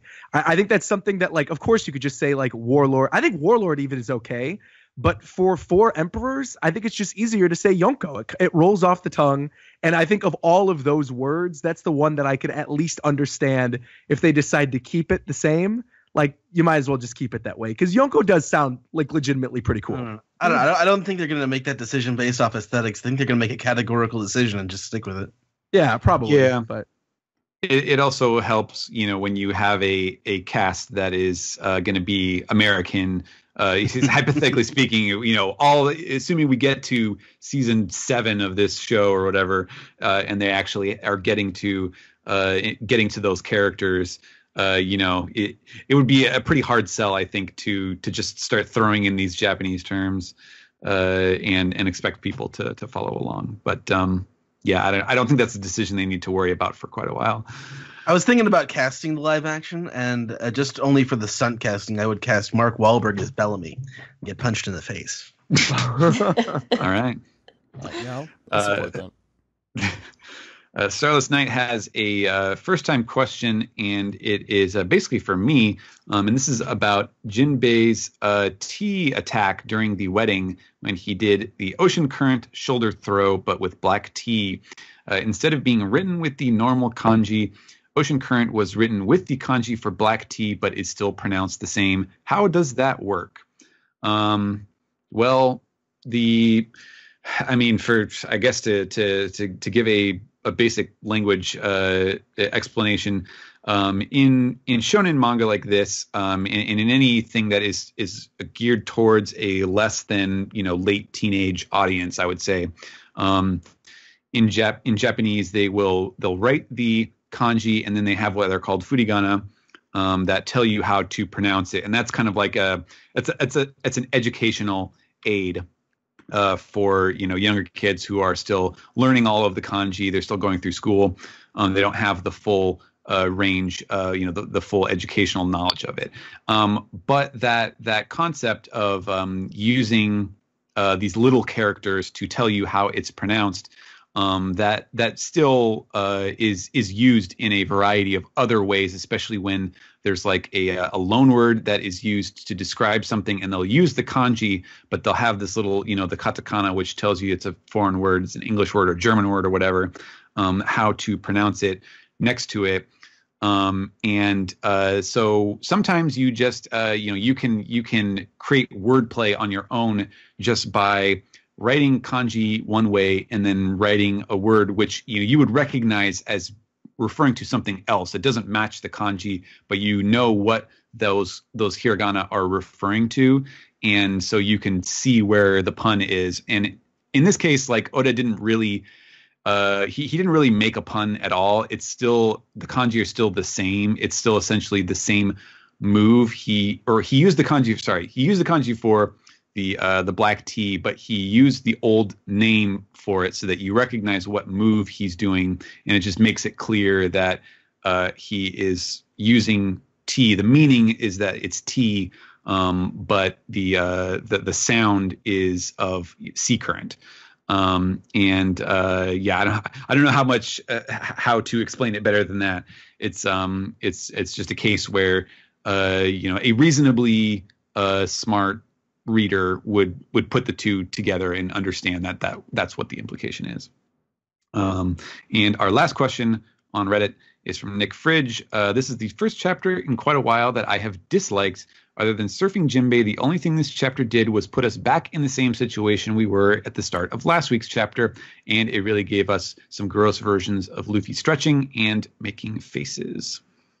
I think I think that's an understandable reaction, in the sense that, it didn't really move forward. It was kind of just like shoring up the situation. Like I said at the end of the manga recap, that it was sort of like, okay, making sure that both sides of the crew know where they stand or are satisfied with where they stand at the moment, so that the real fight can commence. It's kind of streamlining it. Yeah. Yeah, I don't think it was a bad thing. I think it was an enjoyable ride, even if the reader or the listener is correct that we kind of and the Sunny's not being pursued anymore.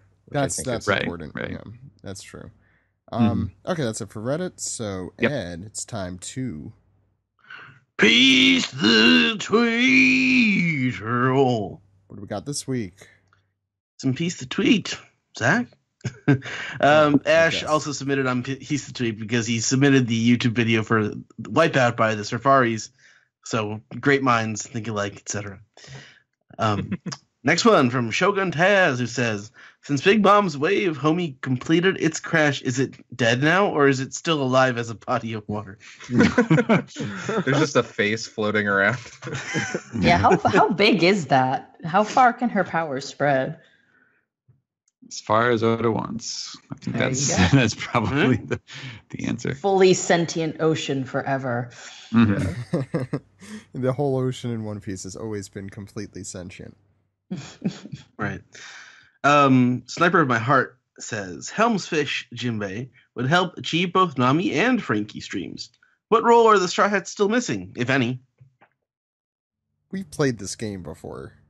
Okay. Right? I mean, do you guys have anything? Yeah. Any role that's missing on the crew? I can't really think of one. Chore boy. Yeah, I don't- Right? yeah. Yeah. That's the Gonna hire Next Kobe. one. And we already sort of Hydrangea- talked about helmsman and lookout too. It's like that's been mentioned before. Yeah, we've mentioned that a Okay. few times. Yeah. Next one comes from Hydrangea's Love, who says, favorite Captain Luffy moment? Mhm. That's a good question. The part of Alabasta where he smacks Vivi in the face. I think all his good moments Actually, involve That's hitting. actually a good moment. He's leading. All his good moments involve hitting other members of his crew.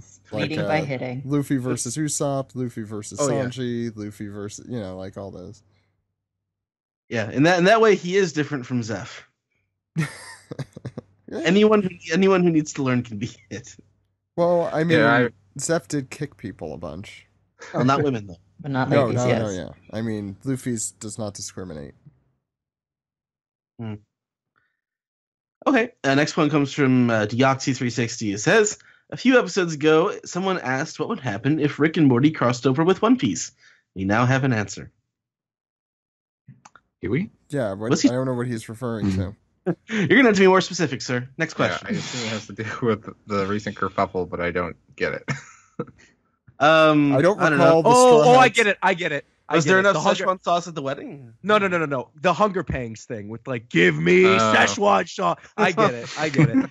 It was roundabout, but I got there. There we go. I saw a video of some fucker getting on top of a counter and pulling his shirt over his head like he's Cornholio or something. He's lucky Like- that I did not work at that McDonald's because, like, I know for a fact if I was a worker at one of those restaurants, I would have straight up pushed them off the edge. Like, I don't care if I would have lost my job. Just grab him by the ankle. They're Yeah, just yank tip him right, down. tip right over.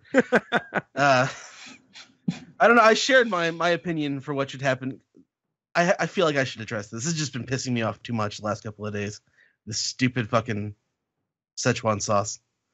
Just they're bringing it back, and anyone who stands in line for it should have to wear a Jerry mask. Is all I'm saying. People get what you deserve. Mhm. Anyway, Punny Century Girl says, anyone else kind of weary from that face Luffy put on? I don't know if he's smiling through the pain or genuinely pleased.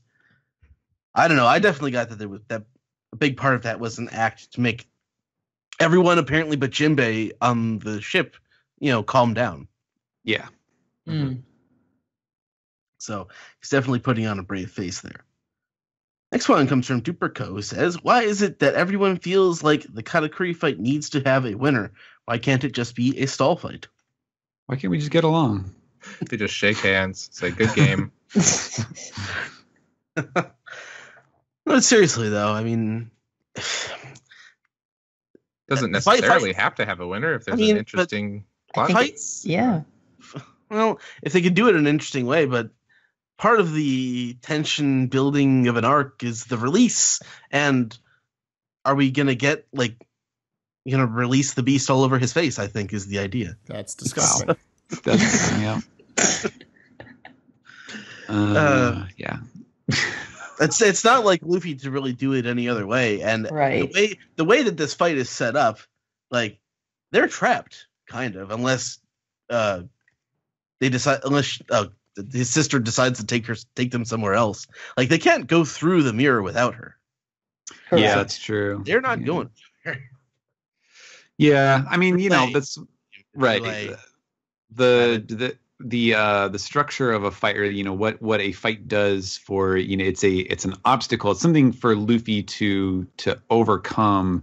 Where he goes through sacrifice and gets hurt and all this stuff and achieves something by being victorious. And it's already I think we've already seen that by and large, like, you know, the conflict and the way in which it will presumably be resolved in this arc is already kind of unorthodox, for especially for a very orthodox shonen fighting manga and adventure manga. So I feel like, you know, if there's anything that's going to end with a fight, it's going to be this, you know, this confrontation, because it's the most ripe for it, and it's the, you know, the best way to for Luffy as the captain and the central figure in the story to have his own great, you know, trial, as he must in every arc. So yeah, that's what I think.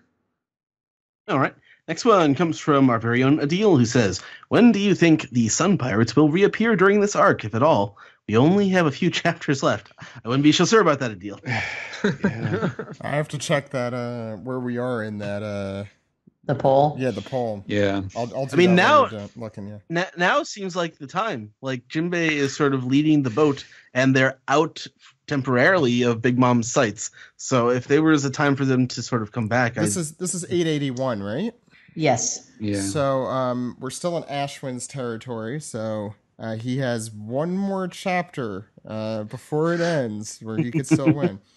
I feel like they're gonna come into play with whatever the kind of timing of this rendezvous thing is, because it seems like they're setting everyone up to collide at sea somewhere, like rather than being directly on an island. I'm not entirely sure, but we've had a bunch of different hour numbers mentioned as the timeline for the completion of the cake and when it cools down and all that stuff. So I feel like if there's going to be, like, if Big Mom is going to going to rendezvous with the ship with the cake in some way at sea, that is where the fishmen will come in and do something awesome, whatever it is.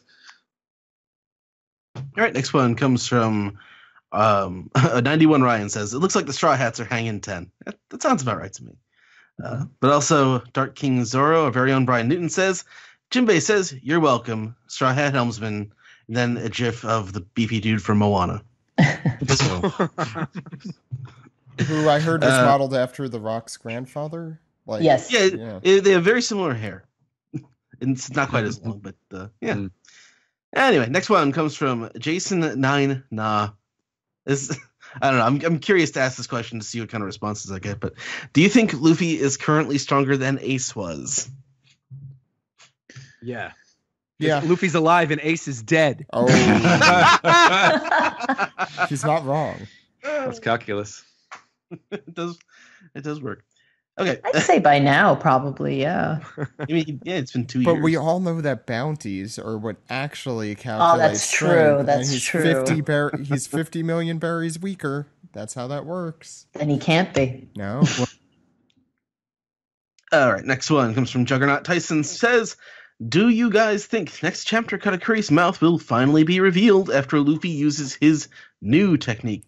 You see, this listener is supposing that he has a mouth.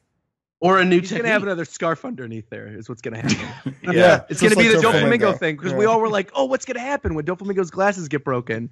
And then we saw him on the ship and he had glasses underneath his glasses. It's like, okay. Yeah, fool me once, shame on you. You fool me. You can't get fooled again. See. And we're going down into the George W. Bush quotes. I've made multiple references to the 2004 election. Multiple? I only got one, but okay. That's two just now, isn't it? It's hard to put food on your family or to make your family into food. No, but the windsurfing earlier. Yes, I think he got that. All right, finally, last one comes from Quick Quest, who says, why aren't we criticizing about half the crew not being in an arc now like how we were in Dressrosa? Hashtag Pearly Hat is better than hashtag Moss Hat. It's because we're in the acceptance phase. Yeah. Yeah. Also, this arc is also better. Yeah. That's. And it depends on how long it drags out. Yeah, if this doesn't end by the end of the year, I mean, I might start getting a little antsy. At this point in Dressrosa, were we not even at the birdcage? Like that is a legitimately good question. This many chapters into Dressrosa, I would bet that the birdcage had not even been deployed yet. So I would love to figure that out. When did Whole Cake Island start? It's very easy to figure out. When did Whole Cake Island start? What was the first chapter? Well, I'll look it up right now. Okay. One Piece. Do you count when Sanji gets there or when the rest of the crew gets there? Either. I mean, it's fine. It's only going to be a chapter or two difference, right? At that point, Give or take, yeah. I don't know. I think I can figure this out. I mean, while you're figuring that out, I'd also just say, acceptance is probably the right answer. I'm not happy about half of the crew being gone, especially since I think we've been getting some great dynamics with the crew that's there. This chapter, I think, is a great example of that. Zach, chapter 827 is Totoland. So we're at 881. Can anyone? We are at 54 chapters in. So let me scroll back halfway up through. We'd be halfway through Dressrosa right now. Just about a little You'd more. So it's really easy to find out because Dressrosa started on chapter 700, so it'd be 754. Yeah. Let's see what chapter 754 is. What's the title of that chapter? It is "Pleased to Make Your Acquaintance." That doesn't solve my. No, we are in Law's flashback right around here. Oh, so that was pre-Birdcage. The Birdcage, I think, was after, right? It says, it says I'm just looking at the quick references. It says Dellinger defeats Blue Gilly. Mock Vice defeats Boo. Luffy, Law, Kyros, and Cavendish reach the 3rd level of the King's Plateau. That would be past Birdcage. Yeah, oh, God. That's early Birdcage, though. Not late Birdcage. If you could split the eras of Birdcage. Plateau levels, Jesus Christ. I think we just gave Steven some PTSD. So Birdcage was chapter 745, so it would have been a couple of months past, but it's around the same time. Think of where we are in Whole Cake Island. We have already encountered, the Straw Hats, including Luffy, have already encountered the main boss. If you want to consider to make this sound worse, the next chapter of Dressrosa, 755, is when the dwarves arrived at the Smile Factory. Did not even yet go inside the Smile Factory. They arrived at the Smile Factory. Okay. And when does Senor Pink happen? It's right there. Yeah. When is the big conclusion with Senor Pink? Do you know what chapter? 775 to Russian with Love. So you see, we still would have 25 more chapters. It's half a year. That's half a year worth of material. More it's than all the angry people who are like, how could you guys say that this arc is better than Dressrosa? Dressrosa was amazing. Listen to this episode of the One Piece podcast. I'm not saying that Dressrosa was a bad arc. There were lots of good moments. But just listen to this in terms of pacing. An arc that is somehow less than the sum of its parts. Yeah, and I think here I'll say quickly about Whole Cake Island, not to get too far off topic. The art has been consistently great, I think, just about the whole way. The characters have all been pretty good, I think that just consistency and also unpredictability have made this a better arc so far. Also, I don't foresee this being the halfway point.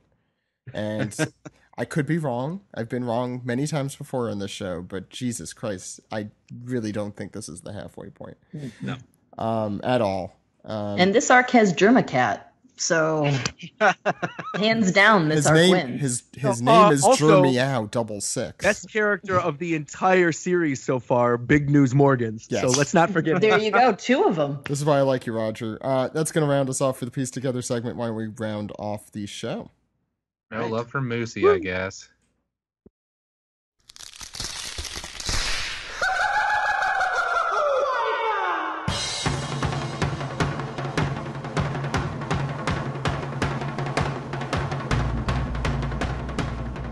This has been episode 490 of the One Piece podcast for October 9th, 2017. Thank you all so much for coming on. Great show today. We talked about chapter 881, did some Piece Together. Thanks everyone out there on Patreon. You could listen to our latest Patreon episodes at patreon.com/OnePiecePodcast. I just uploaded the inebriated, half asleep One Piece Film Gold commentary. Listen at your own risk, which is why I expect that to be a popular one. I don't remember what I said, so enjoy that. I'm gonna have to listen and find out. Yeah, please tell me, Ed. I think I know one of us slept through some of it, so you could try and figure out which one. But Steve, I'm surprised it wasn't me. But I'll say this, Steve and Alex are on their game, and there's a lot of Weeb Simpsons acting out there. If you're a fan of that account, that you could listen to. Some of it making that final cut, so exclusively on Patreon at patreon.com/OnePiecePodcast. I hope to do that one day, at before midnight. That would, that would be great. So also want to remind people we'll be at Anime NYC. That is November 17th, I believe, is the day that our panel is scheduled at this moment. Check out more on our social media if you're wondering. Why don't we go through, see where the good people can contact us out there, contact you out there, Roger. You can find me at Rogers Base on YouTube, on Twitter, and on Instagram. I do reviews of the One Piece anime and the manga every single week, as well as live reactions to the chapters and sometimes the anime episodes. What am I doing? What am I doing soon? I'm doing another episode of My Hero Academia read-through. So if you're at all interested in that, check that out. I'll be streaming that at some point this week, probably Thursday. And what else? I think that's pretty much everything. I don't really have anything else to plug this week. Joey, what about you? You can find me on Twitter at Joey Weiser or joeywiser.tumblr.com. Please read the Merman graphic novel series. It's a comedic adventure series that the 5th volume just came out this year and is the final volume of the series. That's available in hardcover and softcover and also digitally. If you like reading comics digitally, Comixology is currently running a half-off sale, so those are pretty cheap right now. And you were nominated for an Eisner Award for that book. I know that we say it every week, but it's remarkable to say it. So nominated for an Eisner Award, which is a huge honor, as well as awarded a Georgia Book Award, which is really exciting. Oh, I didn't know that. Congratulations. Yeah, thank you.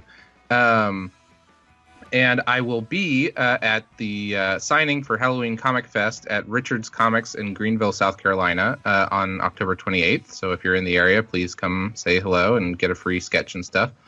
And also check out my podcast that I do with our friend Alex and Scott Dryman called Toho Yaro. It's a Japanese film podcast. This month, because it's October, we did a ghost story movie called Kaidan. Spelled Kwaidan. And that one was really, really great and interesting to talk about. And next month, we will be covering Shin Godzilla, which I'll be hosting. Yeah. And you can follow Toho Yaro on Twitter and like them on Facebook as well. Yeah, please listen to that podcast, our sister podcast. Especially if you miss Alex, who has been very busy with life, so we haven't had him on the show in some time now. Kelly, where can people find you? You can find me on Twitter and Instagram at Karuri, as well as on the One Piece podcast website, putting up a lot of merchandise stuff and some other One Piece related articles. And Steven.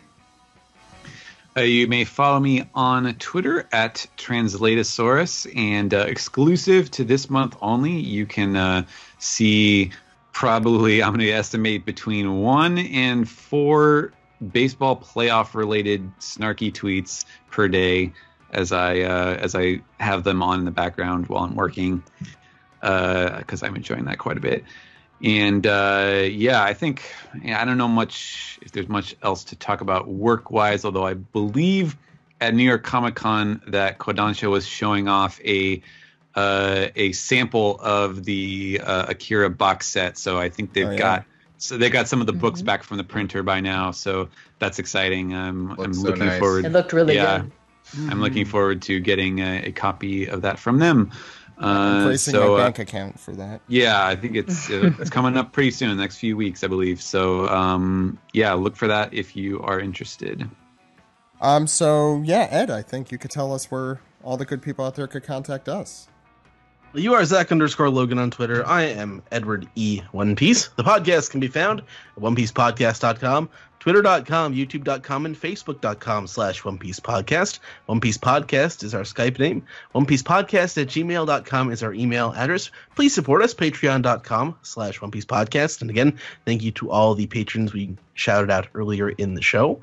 Reddit.com/r/One Piece Podcast to leave us some piece together. You can subscribe on SoundCloud, subscribe on Google Play, subscribe, rate, and review on Apple Podcasts, or call us on our phone number. Zach? 490th times the charm, man. That phone number is 347-497-MAJI. That phone number again is 347-497-6254. Call anytime. With your questions, your comments, your theories. Thank you for all coming on the show. This was a really fun episode this week. We'll be back I forgot to even mention, there is no chapter next week, so we will be back with our Volume 86 recap. Steven will be joining us, and Ed will be joining us for that. We also have an anime episode next week, so I believe we should have one of those recaps as well. We'll see if we have anything else special for you guys, but I think a Volume 86 recap is pretty special. So Sounds good to me. Yeah, make sure to come back for that next week, and the manga returns the week after that, and we'll be here for that as well. But until next week, everyone, my name is Zach. My name is Ed. We'll see ya. Goodbye. Bye. Bye. Bye.